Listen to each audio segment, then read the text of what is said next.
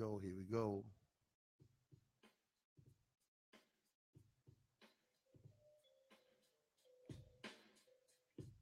Yeah.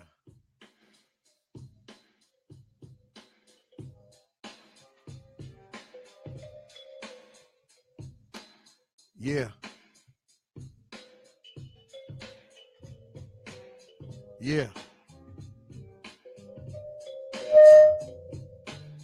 Yeah. Yeah. Gotta start it with my music.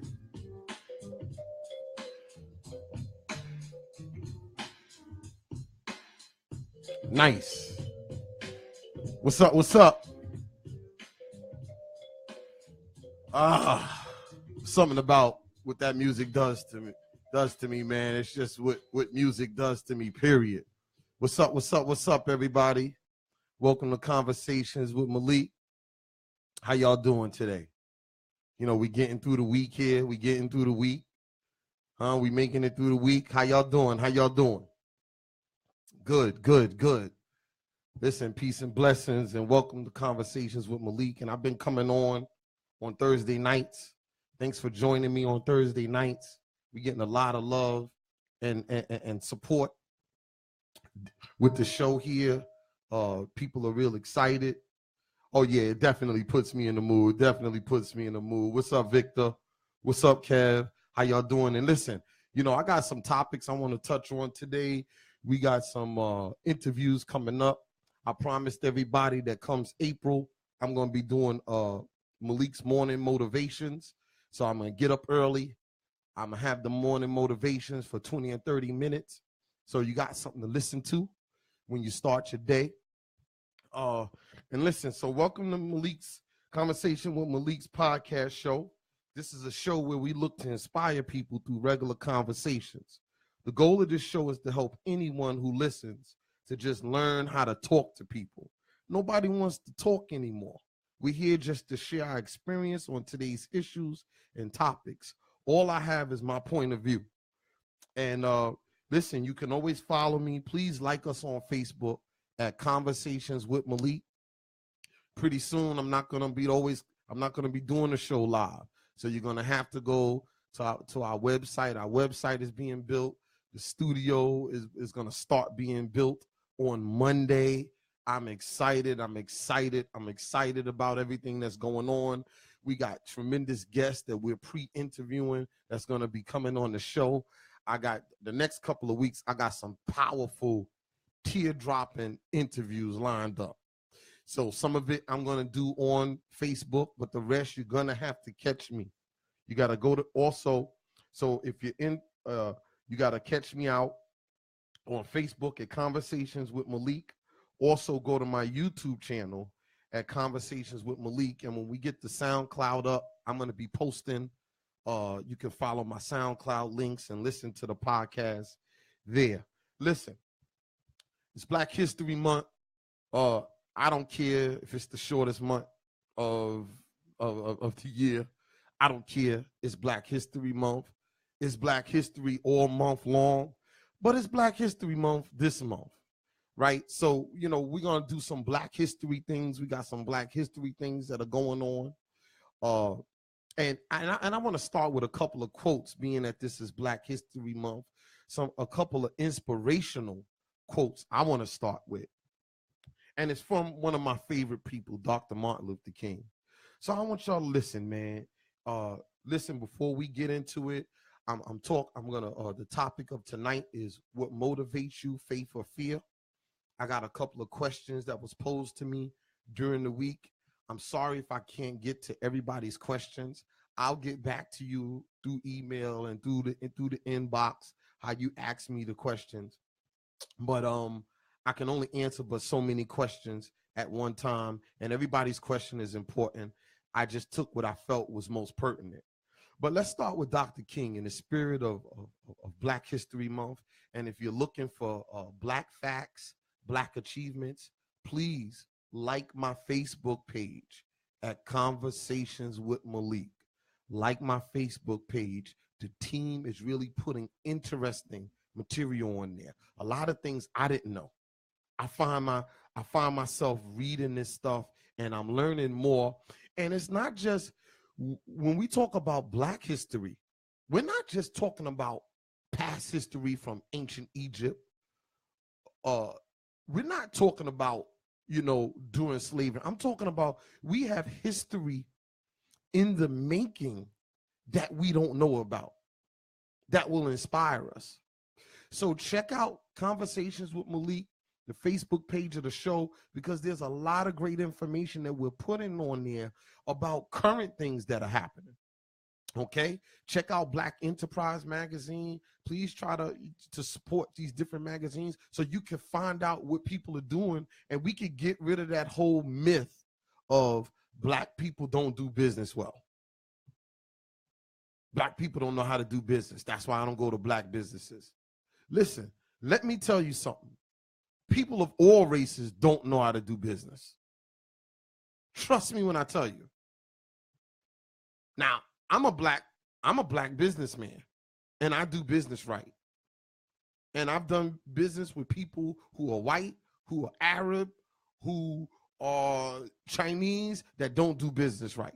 So that whole thing of Black people don't do business right, that ain't true.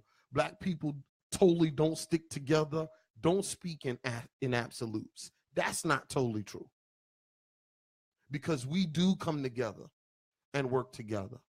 And so, going forward, we need to accentuate the positive and eliminate the negative. So I want to start with some quotes by Dr. King. For some reason, I've really been reading a lot on Dr. King lately. I've really been just his sacrifice and his. You're right, Kev. It's just an excuse. You're right. Somebody who I own a few businesses, and I got offered to do some business on the day of Dr. King's birthday. And I turned all of the business down because, I can see if he was an inventor or something, then maybe I would have still operated like a normal day. But I can't run my business on a day that someone gave their life, someone's birthday who gave their life for me. The brother gave his life. He gave his life. I have to draw the line somewhere. And I don't conduct business on that day. I just don't. I don't care what you offer me. I just don't. So he has a couple of quotes, and these are some of his best quotes. He has a lot of quotes, but some of his best quotes really stick to me. And I want to start the show off with that to kind of usher that spirit into the show. One of his favorite quotes is, "Only in the darkness can you see the stars."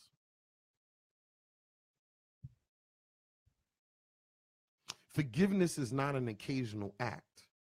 It is a permanent attitude. Another quote from Dr. King. Faith is taking the first step even when you don't see the whole staircase.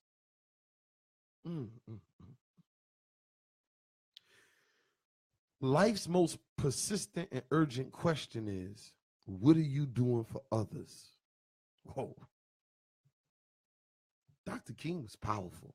These are some Dr. King quotes if you're just joining. He said, another one, our lives begin to end the day we become silent about things that matter. Our lives begin to end the day we become silent about things that matter. Another one of his quotes, everybody can be great because anybody can serve. Wow. You don't have to have a college degree to serve. You don't have to make your subject a verb, agree to serve. You only need a heart full of grace and a soul generated by love. Wow. Another one of his quotes, no one really knows why they are alive until they know what they died for. Whoa. Whoa. I got to stop for a second on that one.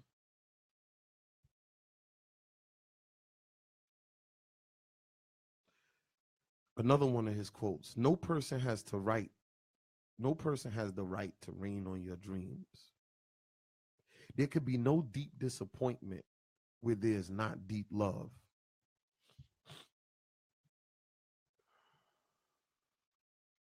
And last but not least, every man must decide whether he will walk in the light of creative altruism or in the darkness of destructive selfishness.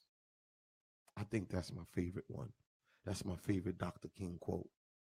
Every man must decide whether he will walk in the light of creative altruism or in the darkness of destructive selfishness. You know what altruism means? Altruism means my countless thoughts of others without expecting anything in return. And we need more of that in this day of Trump. So before I get into the topic, I just want to talk about Trump and the Republicans. Can I vent? I just need to vent 5 minutes before I get into the topic. I got some questions here also. So we're living in a day and time where back in the 60s, when President Nixon was doing these very same things, it was Republicans who stood up to him because they put country first. And they said, no, we can't have this. What you did by having people break into the Democratic headquarters was wrong. So what is the Democrats? It's wrong. It's un-American. And then you're trying to obstruct justice. Is wrong. That's what the Republicans in those days did. Give me 5 minutes and then I'm going on to the subject. I just got to vent. I'm sorry. These Republicans now, who have sold their souls to lobbyists, to special interests, the pharmaceutical company, who we're going to do a show about the pharmaceutical companies. The biggest drug dealers. You're talking about a cartel, and they're killing our kids out here. They got them all strung out legally. It goes back to a question I asked before: what's illegal or legal? What's illegal or legal depends on who writes the laws. But we'll get into that another time. So we have a whole party. Paul Ryan, Mitch McConnell, Lindsey Graham, all of them. They're trying to protect the president. But let me ask you a question. Since when did Russia become our friends? Like I remember growing up in the household, and look, I'm from the black community. We really didn't care too much about hockey, but you remember when we played against Russia in the Olympics? The whole country was behind the USA team. Who remembers Rocky? Remember Rocky? When the Russian dude killed Apollo? Come on, man. We hated them. Come on, you remember that? Talk to me. Since when they become cool with us? Vladimir Putin hates us, man. And people, the whole party, even the supporters, are supporting this. Why? 2 more minutes and I'll move on to the subject. I had to get this out. Why? I'm going to tell you why. Because this is anger for having a black president for 8 years. And you know what they saying? If we can have a black president for 8 years, we can have Donald Trump. We can have a black president for 8 years, we can have Donald Trump. Period. That's what they're saying. And it's a shame. And if we're not careful, he'll win another election, and then they'll create a crisis Listen to me. They will create a crisis. And I want you to look into this, where they won't change presidents. If the country is in a critical crisis, they will leave the president in place. They're slowly trying to chip away at the social fabric of what holds this country together. And what does he mean, make America great again? America is great. America's great. America's great. They're just worried. They're worried about the browning of America. This is what this whole immigration thing is about. This thing is about who's going to win elections and how districts are going to be set up. They don't like the way the setup is happening. I'm telling y'all, this whole thing is about the browning of America. The Republican Party is trying to survive. And they see where the future's going. They see where the future's going. And they're worried about it. Why? Because they're not the type of people that want to live alongside of other people.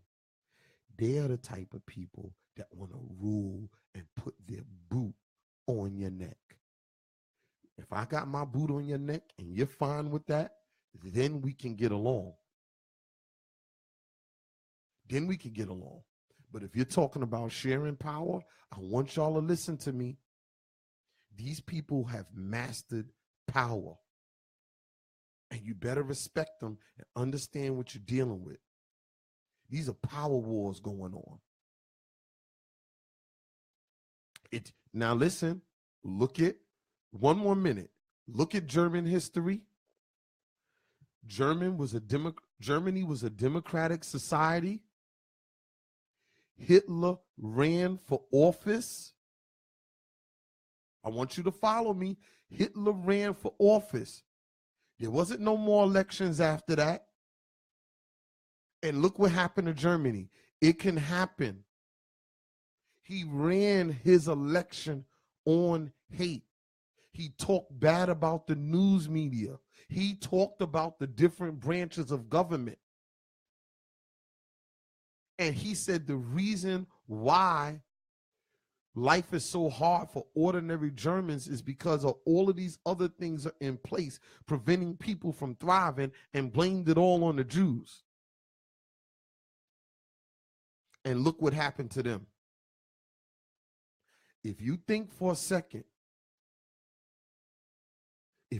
America is divided, and any house divided cannot stand. You study European societies.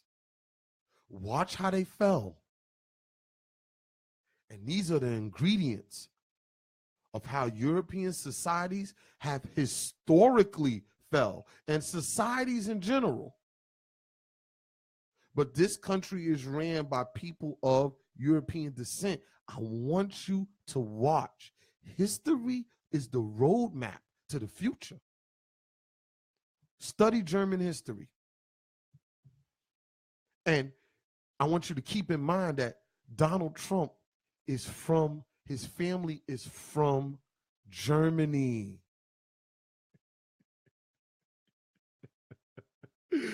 Oh, listen. I'm going to get into that another time. I want to get to the topic of the show. How you doing? How you doing? How you doing?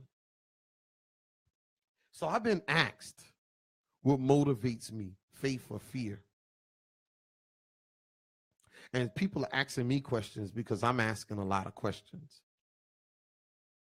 And so what made me talk about what's going on today? Is there maybe some fear there?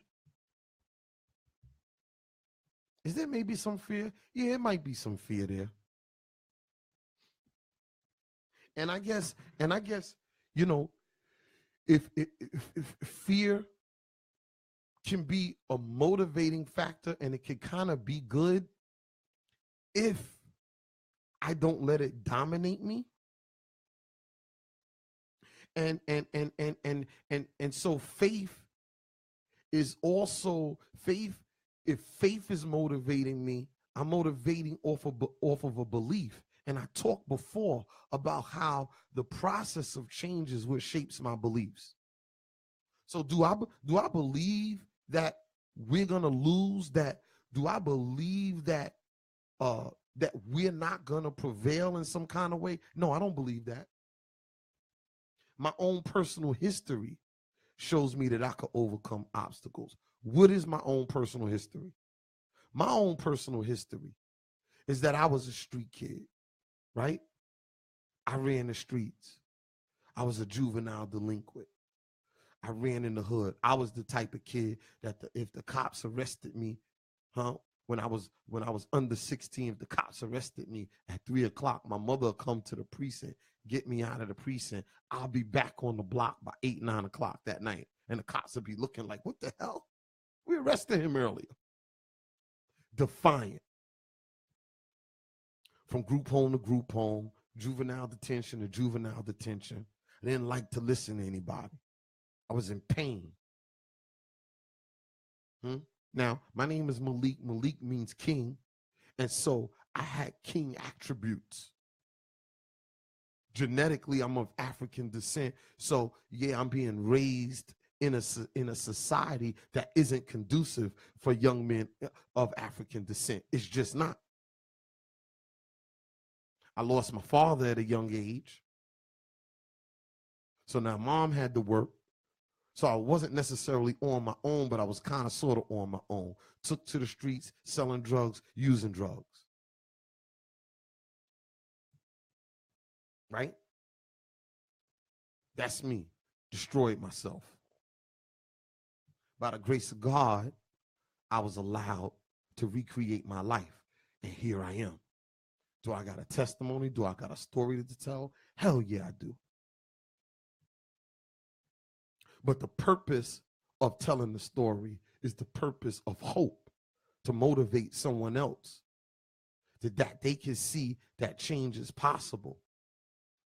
But day in and day out, we all deal with different levels of faith and fear. Where am I at in each and any given moment?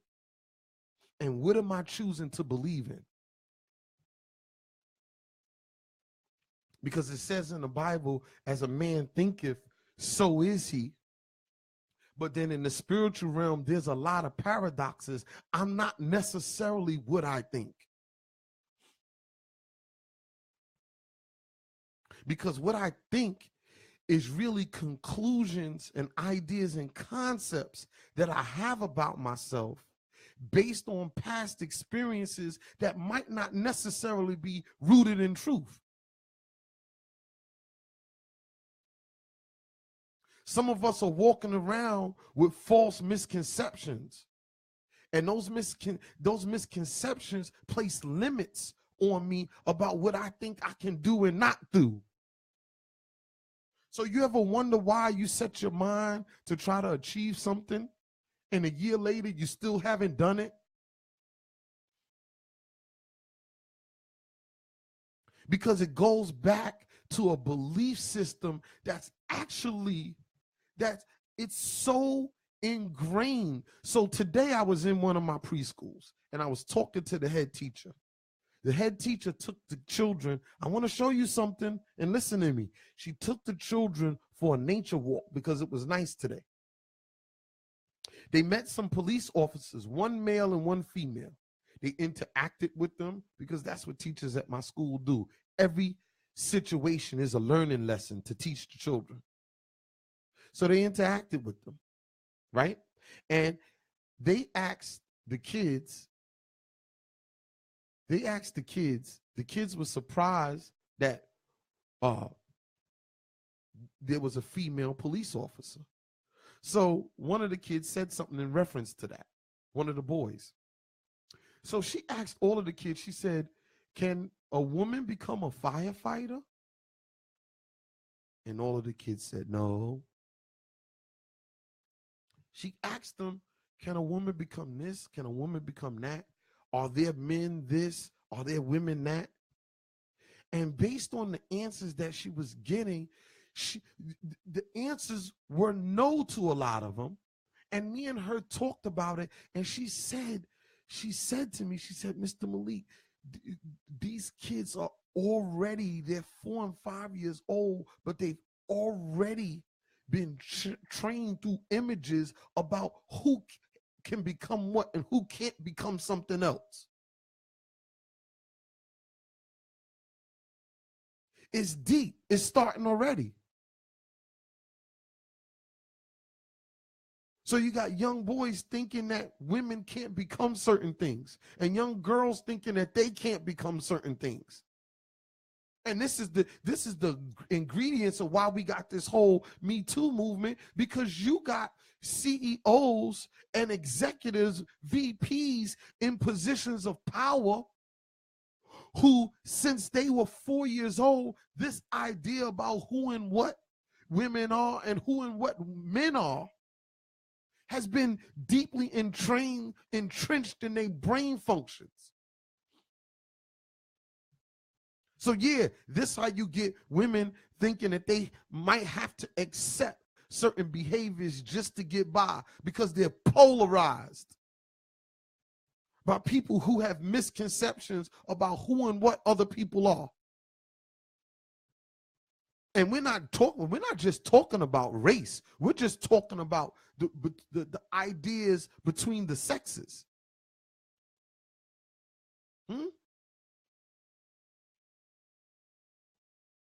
I get shaped by beliefs of conversations that I hear my parents having, or at Thanksgiving dinner, or sitting around my coaches, or sitting around other friends who share their thoughts and ideas that they got from their home. I want you to follow me. And all of these things, all of these thoughts and ideas and concepts and perceptions have been subtly pushed on you. Real easy. And you don't even know it. You don't even know it. And what it does is it shapes my belief system. And my belief system is the foundation of hopes and dreams. And hopes and dreams are the ingredients to all accomplishments. Listen to me.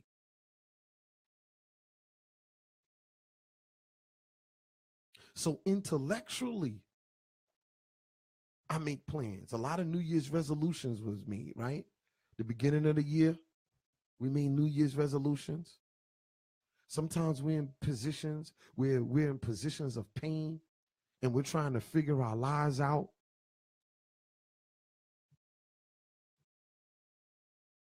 We might even take a job based on money, because what motivates me, faith or fear? I'm connecting it. I want you to follow me. What motivates me, faith or fear? So I got a job offer. Am I taking the job based on the salary? Or am I taking the job based on what that job is going to do for my soul?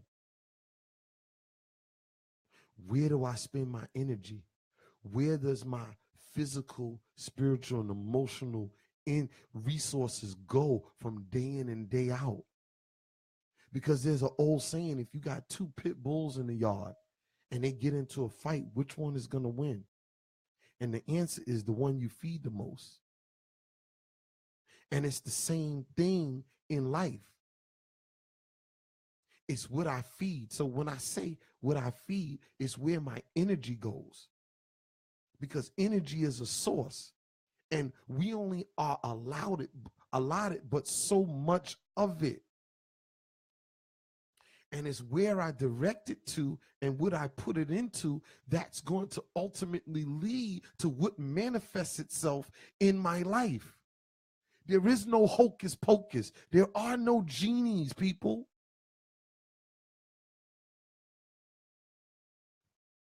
There's no Houdini tricks going on. The truth is the proof, and the proof is the fruit. What does that mean? So what is my truth? My truth is who and what I am. And I'm not talking about honesty. Because, you hear a lot of people say, yo, I like hanging around her because she's real honest. Well, I spoke to this guy the other day. He seems like an honest dude. Yeah, seemed honest, but did he tell you the truth? You want to know what the difference between honesty and the truth? Honesty is my perception of the truth. I could be honest with you and be as far away from the truth as I am from Mars right now. Honesty is my perception of the truth. And my perception of the truth is based on what I was talking to you about, how I've been shaped and molded, the ideas and concepts based on who has influenced me and my surroundings and my environment. Your environment shapes you. Huh? Do you see any Siberian Huskies in Africa? Huh? Do you see any polar bears on the prairie? No, serious. I'm not trying to be funny. Do you? Huh? No? You see any animals with light eyes, green and hazel eyes, with coats of hair in South America? Do you see any tigers in the Arctic? Do you see zebras running on the ice in Antarctica? No, because everything with an ounce of sense knows to adapt to its environment. But we got a whole lot of people walking around not being themselves. And dishonesty to myself is the root of all pain. And then what happens is we blame the pain on other people. Because I'm not being honest with myself. Why? Because what's motivating me is fear. And human interactions are diseased and corroded and corrupted by fear. Misinformed fear. And that fear is rooted in selfishness. Because you want to know what's happening? Everybody's trying to protect themselves.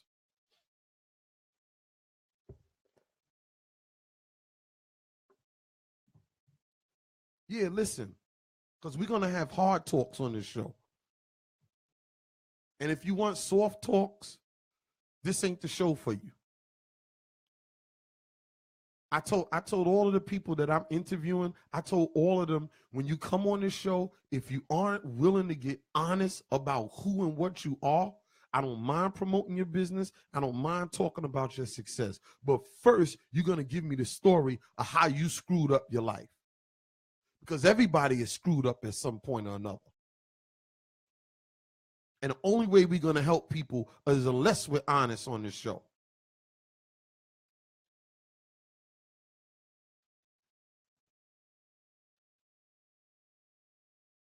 And God told me, Malik, I saved you from what you've been through so that you can have you. So you want to know, some of our paths to heaven are different. And some of us got to go through hell to get to heaven. Well, I'm one of those. I'm one of those. So faith or fear, right?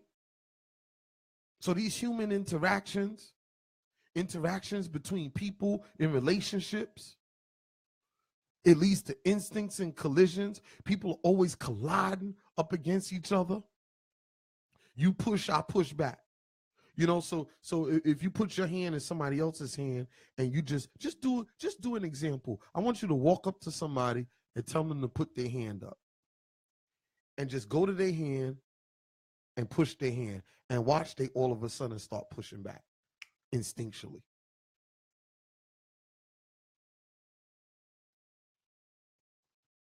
That's the basis of all, because when you push, I'll push back. But see, if everybody stops pushing and kind of seeks to understand somebody else, now we can have better relationships. And see, I don't have to push to accomplish my dreams. I don't have to. I just got to allow myself to be led. And what am I being led by? And what's motivating me? If I think I got to make a decision and do something because I need to protect myself, or I might go without. So the fear is, this is the ultimate fear. I got to protect myself from him. I got to protect myself from her. Why? I can't let myself open up to her because of this, because last time I did that, I was hurt. I can't open myself up to him. I got to protect myself and set up boundaries and structures so that this doesn't happen to me again, right? So we build up all these walls of defense. Yeah, especially people who are in their later 30s and 40s and 50s, they're defensed up. Yo, what happened to everybody? We were a little looser when we was younger. Yo, you ever talk to people just in conversations? You ever talk to a sister that say, she's looking for a man and she starts giving you the grocery list? She pulls out the book of what the guy has to have. Huh? And she's talking about, yeah, the guy gotta have this and he can't have that, and he gotta have this and he can't have that, and if he doesn't have this amount of money and this job, and he gotta be a Christian and go to church, and he gotta take me out, and he gotta call me 36 times in the first week. And I be sitting there like, you ain't never finding nobody. Same thing with the guys. See, what happens is when you operate out of fear, everybody starts to hold everybody else to real high standards. But you know what's so funny? Why you don't hold yourself to the same standard you hold everybody else to? And who are you to have all these standards on people? And I don't care if you're successful, making a couple of $100,000 a year. Take it easy. Be easy. Stop being so hard on everybody. Everybody's so hard on everybody else now. And it's not talking to people, disease that's in the water. There's something in the water. I think it might be climate change or global warming or something. There's so many people not talking to each other. It's driving me crazy. I don't even know who to ask anymore about who's speaking to who. Speak to this person. Hey, what's going on with so-and-so? Oh, I don't talk to them no more.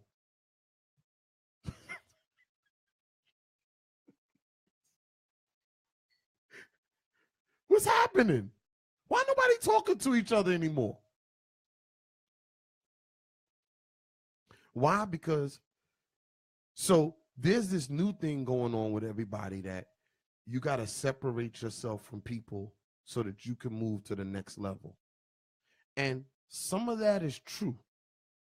You do have to watch your environment. You have to watch the company you keep. Yes, some people will suck you dry. Some people are like leeches. Yes, you got to move on from people that are still playing with their childhood toys so they can pick up the spiritual principles of manhood or womanhood of life and walk forward. Yes, you got to stop doing some old things. But when you can't see the truth correctly, you're more liable to blame why you're in the position that you're in on other people. And sometimes you're cutting off the people that you need. It's not their fault you're struggling spiritually. It's you. I cut him off. I stopped talking to her. I stopped talking to him. Why? Because you upset. Because you can't figure out how you getting your life together. It's nobody else's fault. Everybody blames everybody else for everything. Nobody has the power to make me feel any kind of way. If I'm upset, it's my fault. I allow you to make me upset. period. Now, yes, what the person could have did is wrong, yes. But I'm responsible. I create the narrative of my life. I'm the author of this book. I'm the CEO of the life of Malik Turnage. I can determine how I feel and how I react and how I respond to anything. And do I get it right most of the times? No. No.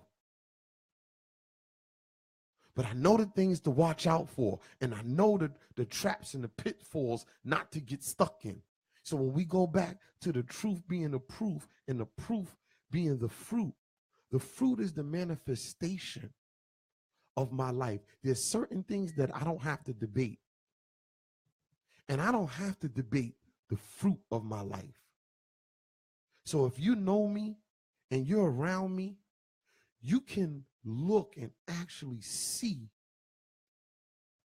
the manifestation of goodness that has come from my life. Because what you practice in private, you're awarded for in public. Remember that.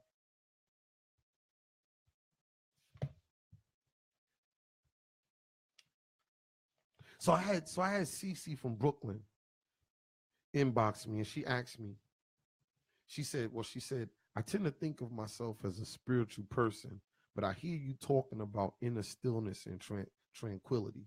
I don't think I've ever had that. How did you get it?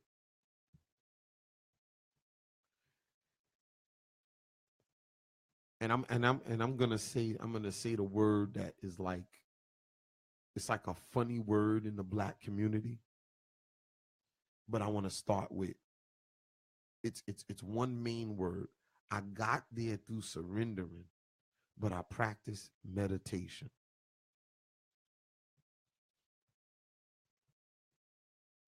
I practice meditation.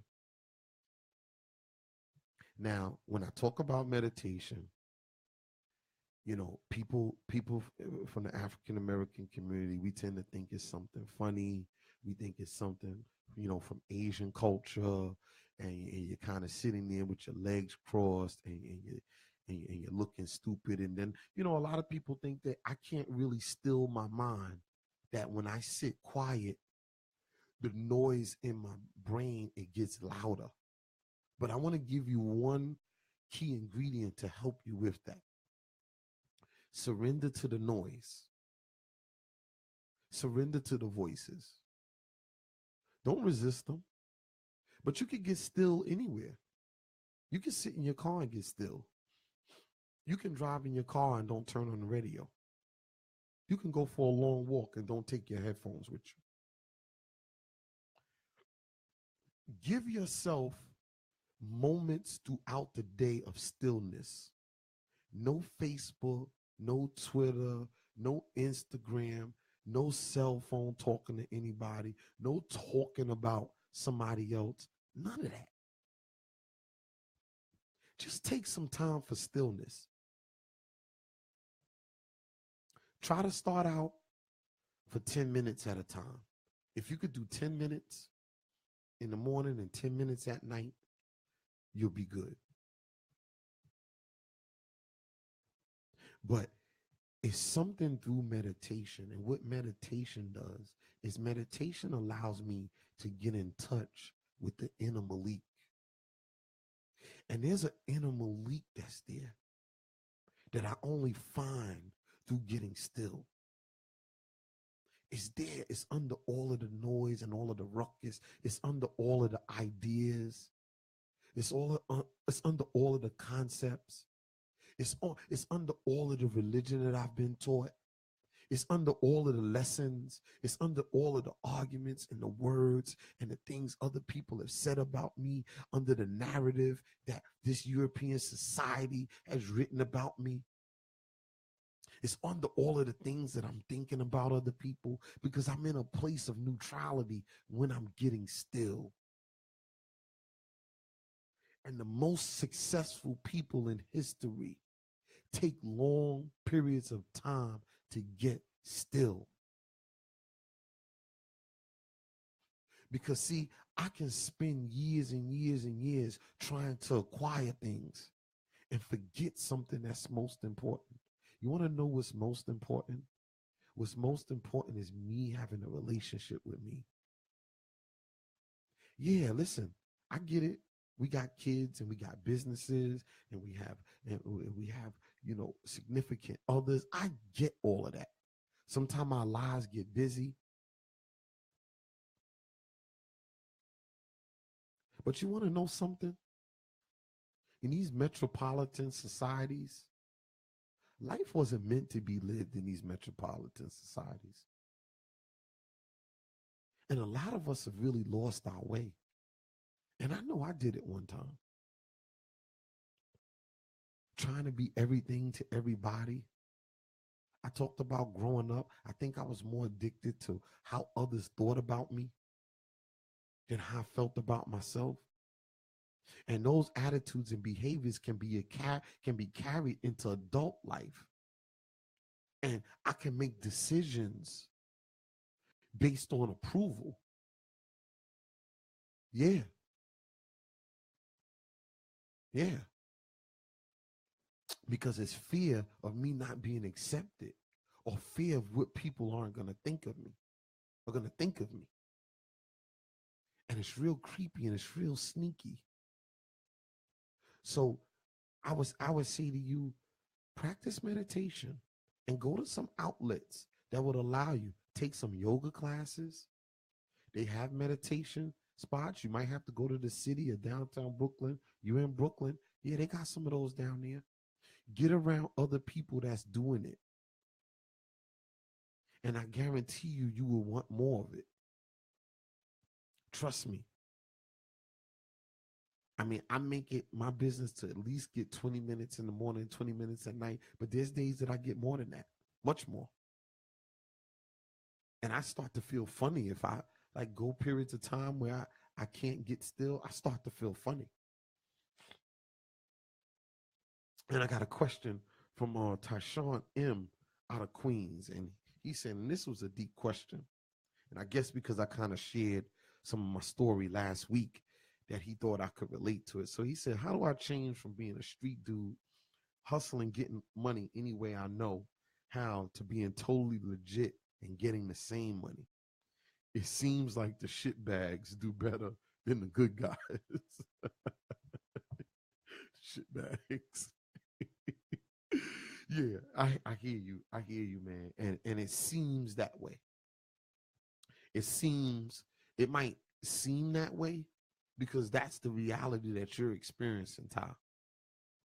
Right? You the circles that you're rolling in make it seem like the guys who do business practices the wrong way are the ones that are getting ahead. It might seem that way, but that's not the total reality. There's people who actually, and it might start off slow when you make that conversion from that life to living another life.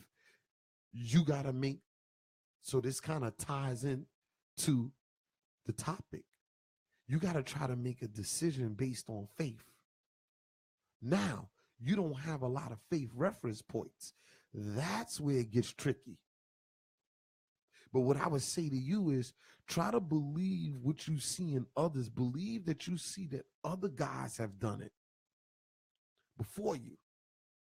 And they've come out all right. Because what you're going to start doing is the same energy that you put into hustling the way that you're hustling, you're now going to start putting that energy into doing things the right way. And it might take you a little time. But once you get going, you're going to be going. Once you get a full steam ahead, there's going to be nothing that's going to be able to stop you. But let me tell you something. The streets got everybody got an expiration date on them in the streets, dog. Everybody. The game for guys like us is the laws ain't set up for you for you to sail off into retirement as a rich criminal. It's not, my brother. There's an expiration date. It might be one on you. It might be one on you right now. And sometimes the feds and the cops, they got people in their so-called mental Rolodexes. They'll get around to them. They got so many people to bust. They just take time busting people.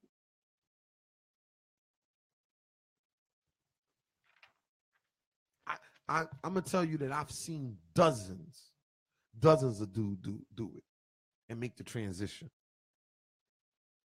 And just believe that I believe, my brother. I'm telling you, you can do it. And it might start out slow. You might start out not making a lot, but you know what it's like to not have to worry about the stick-up kids, not have to worry about the po-po coming after you. Yo, man, you going for the first benefit of changing your life to the legit life is getting a good night's sleep.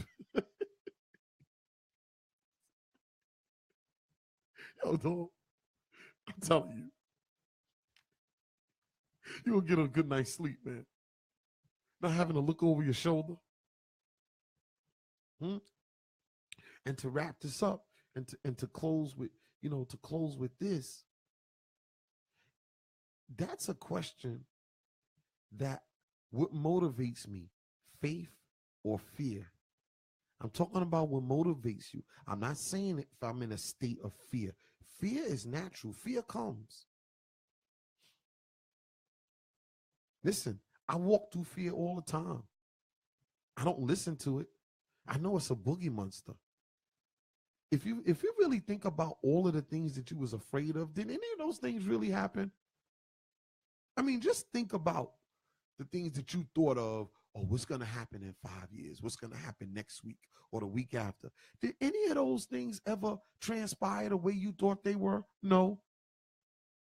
If I look back over the years of all of the things I was worried about, none of them ever happened the way I thought they were going to happen. Because fear is a boogie monster. It is. It's just based on future events that haven't happened yet. And when I'm worried about a future event that hasn't happened, that's actually insanity.